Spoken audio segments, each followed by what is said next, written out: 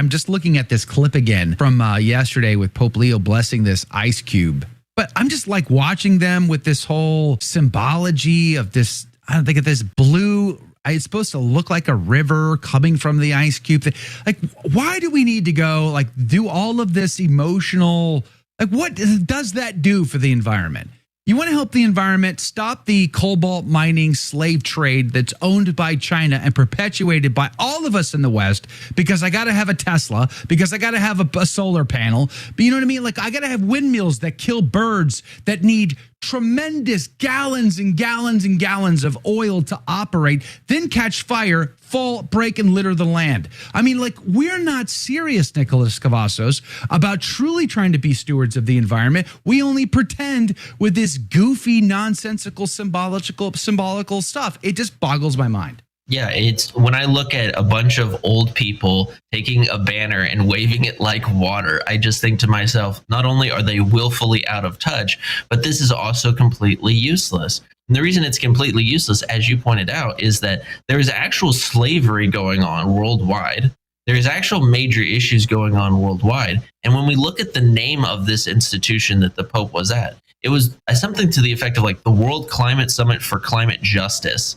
Right, which just reeks of eco-Marxism, right, because that's what it is. We have to remember who the Pope is dealing with. And again, I'm not trying to bash the Pope with what I'm about to say, but we have to keep this in mind with context. The Pope is meeting with a bunch of secular leftist world globalistic leaders who are there to promote the climate agenda, not because they actually care about the climate, and we know this because they continue to build beachfront property at your expense, but because they like control. They like authoritarianism. And of course, one could debate the merits of authoritarianism versus libertarian governments. I'm not going to do that here, but they want to be authoritarian, and they basically want to rule over people's lives. And so why is the Pope meeting with individuals like this? It's because ever since Pope Paul VI, when Pope Paul VI laid down the papal tiara and he went to the UN, which the Vatican previous to that point had condemned pretty harshly. He goes to the UN. He talks about how amazing the UN is, this hyper emphasis on man's dignity in a post-World War II world.